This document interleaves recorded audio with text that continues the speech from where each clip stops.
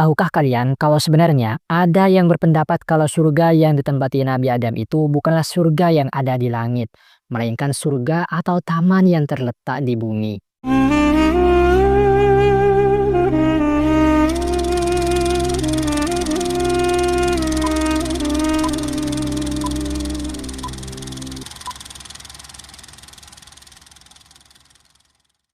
Jadi teman-teman, terdapat perbedaan antara para ulama mengenai surga yang ditempati oleh Nabi Adam ini.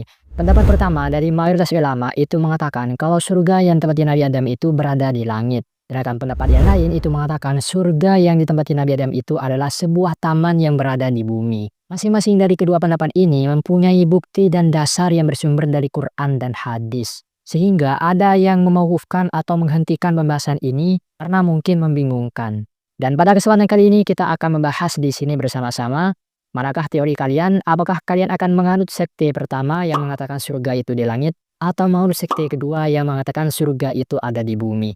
Seperti biasa, kitab yang sering kita baca adalah kitab Al-Bidayah wa Nihayah karyanya Imam Ibnu Katsir. Sebenarnya pembahasan ini sudah saya bahas di video yang ini, cuman video yang ini terlalu singkat makanya saya buat kembali. So, tanpa berlama-lama, mari kita baca kitabnya.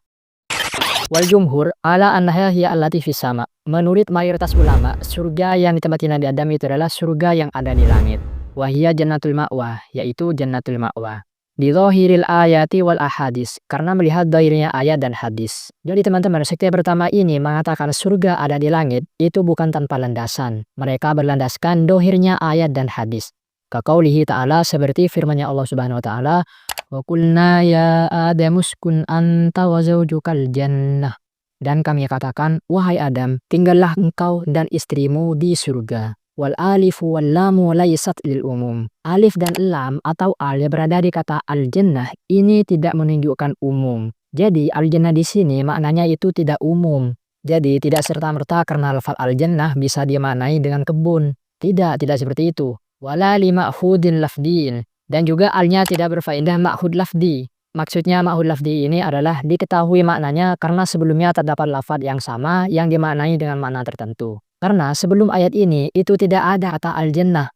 Cuma ini kata al-jannah, tidak ada al-jannah lagi sebelumnya. Yang kalau sebelumnya ada kata al-jannah, berarti al-jannah di sini itu sama dengan al-jannah sebelumnya.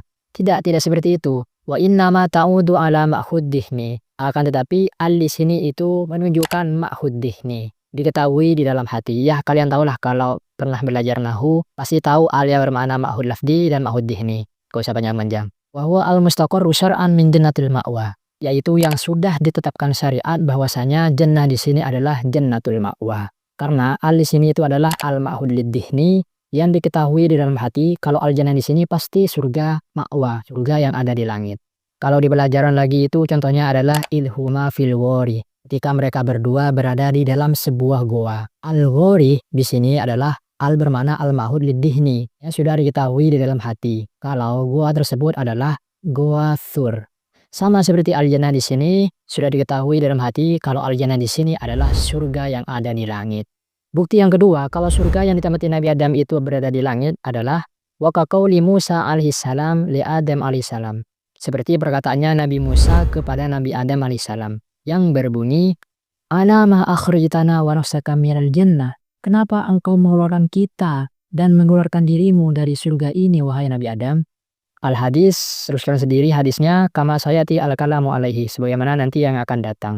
Seakan-akan hadis ini menunjukkan bahwasanya Nabi Musa ini agak sedikit mengeluh kepada Nabi Adam. Kenapa Nabi Adam ini melanggar apa yang dilarang oleh Allah sehingga dapat mengeluarkan orang-orang dari surga. Coba andaikan Nabi Adam ini tidak melanggar perintah Allah, pasti orang-orang saat ini akan menetap di surga. Seakan-akan hadis ini menunjukkan bahwasanya surga yang ditempati Nabi Adam itu adalah surga yang sangat istimewa, yaitu jannatul ma'wa, surga yang ada di langit. Alasan selanjutnya, mayoritas ulama mengatakan surga yang ditempati Nabi Adam itu ada di langit adalah warawa muslimun fi sahih min hadis Abi Malik al-Asja'i. Yang Muslim meriwayatkan di dalam kitab sahihnya dari hadisnya Abi Malik al-Asja'i, wasmuhu Sa'ad bin Tariq, yang namanya Sa'ad bin Tariq, an Abi Hazim Salamah bin Dinar, an Abi Hurairah. Jadi ada riwayatnya Imam Muslim di dalam kitab sahihnya. Wa Abu Malik, dan juga Abu Malik yang meriwayatkan an Rabi'i dari Rabi'i, an Hudzaifah dari Hudzaifah qala.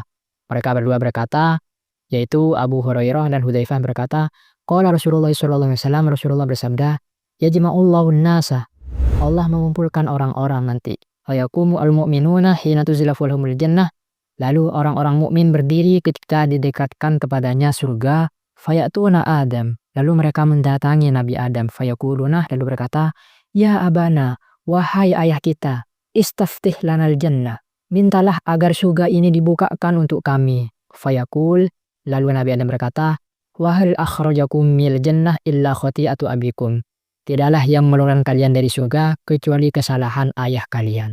Wadzakarul hadis bitulihi, hadisnya panjang. Wa hadza fihi quwwatun jayyidah zahiratun fid dalalati ala annaha jannatul ma'wa. Hadis ini adalah hadis menguat yang bagus, yang jelas, yang menunjukkan bahwasanya surga yang ditempati Nabi Adam itu adalah surga ma'wa.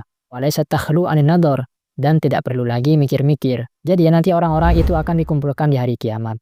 Nah, pada saat itulah surga itu dinampakkan kepada orang-orang. Sehingga orang-orang itu mendatangi Nabi Adam untuk memohon agar surga ini dibukakan.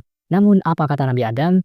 Tidaklah yang mengeluarkan kalian dari surga ini kecuali kesalahan dari bapak kalian. Berarti surga yang ditempati Nabi Adam itu adalah jannatul ma'wa dong, alias surga yang akan ditampakkan nanti di hari kiamat. Sehingga jumhur ulama menyimpulkan bahwasanya surga yang ditempati Nabi Adam itu adalah surga ma'wa, jannatul ma'wa. Tapi waqala akhirun, ulama lain itu berkata. Jadi sekarang kita menuju ke pendapatnya ulama yang lain yang mengatakan surga Nabi Adam itu ada di bumi. Mereka berkata, bal jannatul lati askanaha Adam lam takun jannatal khuldi. Bahkan surga yang ditempati Nabi Adam itu bukanlah surga khuldi atau surga ma'wa. Kenapa alasannya? Li'annahu kullifa fiha alla ya'kula min tilkas syajarah. Karena Nabi Adam itu ditaklif untuk tidak boleh makan dari buah pohon itu. Tidak boleh makan buah khuldi. Karena kan seharusnya kalau surga itu adalah tempat kenikmatan. Minum khamr saja kan boleh di surga nanti kan. Tapi Nabi Adam dilarang di situ untuk makan buah dari pohon tertentu. Wali annahu nama fiha. Dan Nabi Adam itu tidur di sana. Wa ukhrija minha, dikeluarkan dari sana, dari surga. Wa dakhala alaihi iblis fiha. Dan iblis itu bisa masuk ke surga. Wa hadza mimma yunafi an takuna jannatul ma'wa. Hal-hal demikian itu menafikan adanya surga itu disebut jannatul ma'wa. Dan hal-hal tersebut itu menafikan adanya surga tersebut disebut dengan surga ma'wa. Karena kan katanya kalau di surga itu kita tidak bisa tidur di sana, tidak ada iblis di sana.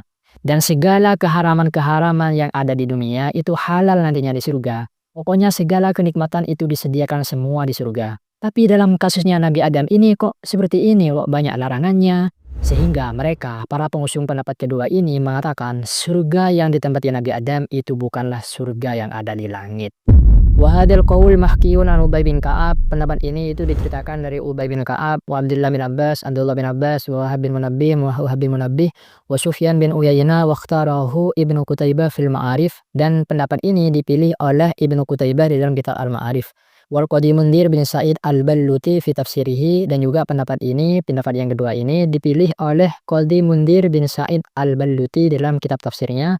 Wa afradalahu musannafan ala hidatin, bahkan beliau itu membuat kitab tersendiri yang membahas surga Nabi Adam ini. Wa hakahu an Abi Hanifah al-Imami wa ashabihi rahimahullah ta'ala. Dan beliau juga menceritakan pendapat ini dari Abi Hanifah, yaitu seorang imam, dan para sahabatnya, para santrinya. Wa naqalahu Abu Abdillah Muhammad bin Umar ar-Razi bin Khatib ar-Rayyi fi tafsirihi, dan juga dinukil oleh Abu Abdillah Muhammad bin Umar ar-Razi di dalam kitab tafsirnya. Beliau menukil dari An Abi al-Qasim al-Balkhi wa Abi Muslim al-Asbahani. Wa naqalahu al-Qurtubi fi tafsirihi al-Mu'tazilah wal Qadariyah. Dan juga Imam al-Qurtubi menukil pendapat ini di dalam kitab tafsirnya dari pendapatnya al-Mu'tazilah dan Qadariyah. Wa hadzal qaul huwa nasut Taurah allati baidi ahli kitab. Pendapat ini sebenarnya itu tertulis di dalam kitab Taurat yang berada di kalangan ahli kitab. Wa mimman hakal khilafa fi hadhil mas'alah Abu Muhammad bin Hazm fil Milal wa Nihal. Di antara ulama-ulama yang membahas khilaf, yang membahas perselisihan di antara masalah ini itu adalah Abu Muhammad bin Hazm di dalam kitab Al-Milal wa Nihal, wa Abu Muhammad bin Atiyah fi tafsirihi, wa Abu Isa ar-Rumani fi tafsirihi. Wa haka anil jumhuri al-awwali, Abu Isa ar-Rumani ini menceritakan dari jumhur al-awwal, yaitu mayoritas yang pertama tadi, wa Abul Qasim ar-Raghibi wal Qadi al-Mawardi, Dan juga Abu Qasim Ar-Rawibi dan Qadi Al-Mawardi itu menceritakan fi tafsirihi dalam kitab tafsirnya faqol, beliau berkata, "Waqtulifa fil jannati allati askanaha yakni Adam wa Hawa ala qaulaini." Silang pendapat mengenai surga yang ditempati Nabi Adam dan Siti Hawa itu terbagi menjadi dua pendapat. Ahaduhuma annaha jannatul khuldi, pendapat yang pertama adalah surga itu disebut surga khuldi.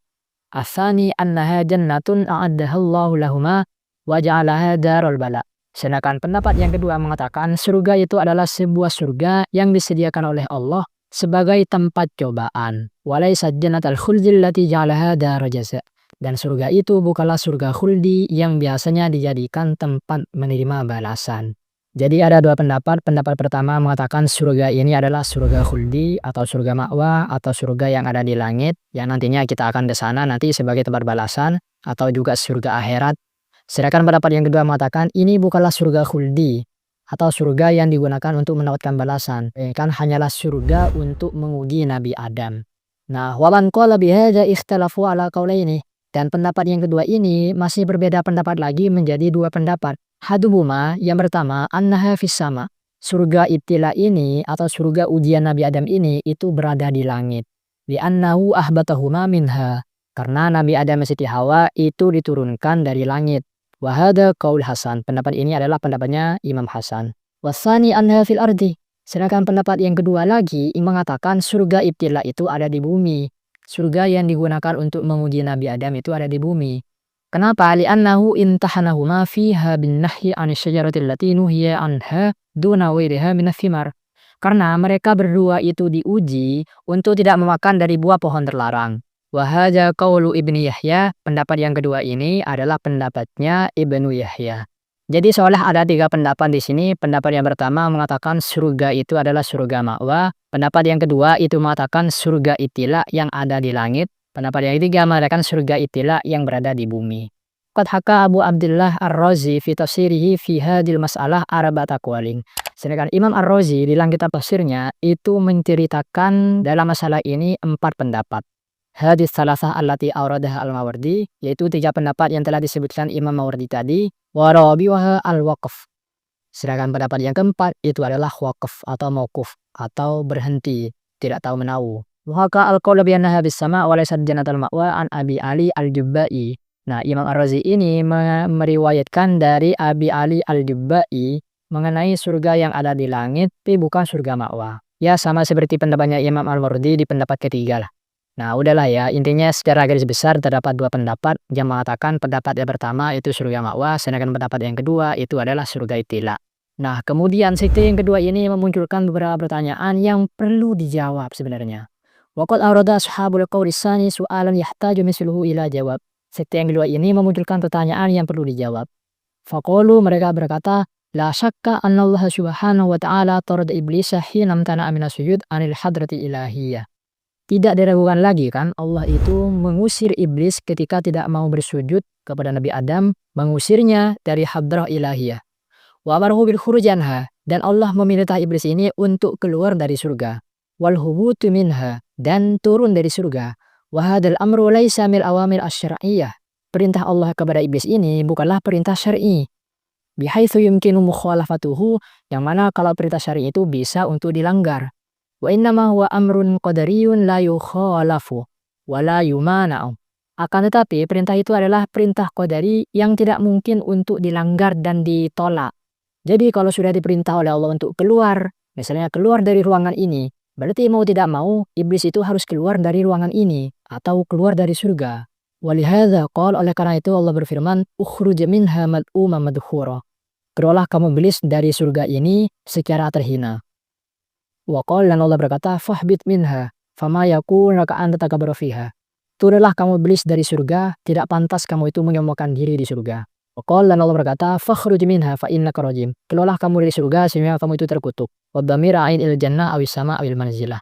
Dhamir hadis ini kembali kepada surga atau langit atau kedudukan. Fa ma'lumun annahu laysa lahul qawnu qadran fil makanil ladzi turida anhu wa u'ida minhu. Maka disimpulkan iblis ini tidak mempunyai kekuasaan untuk menempati tempat yang telah dijauhkan darinya. La ala sabil istiqrar, tidak mampu untuk menempati tempat itu, wala ala sabilil murul wal ihtiyaz, dan juga tidak mampu hanya untuk sekedar lewat saja, karena sudah diusir gitu kan. Qalu, mereka berkata, pengusung pendapat kedua ini berkata, wa ma'lumun min dhahiri siyaqatil Qur'ani annahu waswasa li Adam khadabahu. Tapi di Al-Qur'an kok iblis ini kok masih mewaswas, masih menggoda Nabi Adam dan masih bisa bicara kepada Nabi Adam. Kok bisa ini? Kenapa? Biqaulihi, dengan perkataannya Allah Ta'ala, hal adulluka ala syajaratil khuldi wa mulkin la yabla. Katanya iblis kepada Nabi Adam, maukah aku tunjukkan kepadamu Adam sebuah pohon keabadian dan kerajaan yang tidak akan pernah sirna. Wabiqaulihi, ma nahayakuma rabbukuma an hadis syajarati illa an takuna malakaini aw takuna minal khalidin. Tidaklah Tuhan kalian berdua melarang kalian berdua untuk memakan dari buah pohon ini, kecuali kalian berdua akan menjadi malaikat atau kalian berdua akan kekal. Kata iblis kepada Nabi Adam. Waqasamahuma inni lakuma laminan nasihin. Iblis bersumpah kepada Nabi Adam dan Siti Hawa, sesungguhnya aku itu menasihati kalian berdua. Makanlah buah pohon itu, aku menasihati kalian. Fadallahuma bighurur. Lalu iblis memberikan tipu daya kepada Nabi Adam dan Siti Hawa. Wa hadza zahirun fi ijtima'ihi ma'ahuma fi jannatihima. Ayat ini jelas-jelas menunjukkan kalau iblis itu berkumpul dengan Nabi Adam dan Siti Hawa di dalam surga. Nah, kok bisa Nana? Kata pendapat kedua, kok bisa iblis itu bisa berkumpul dengan Nabi Adam dan Siti Hawa padahal iblisnya sudah diusir? Nah, berarti ini bukan jannatul ma'wa. Para pengusung pendapat yang pertama itu mencoba untuk menjawabnya. Waqad ujibu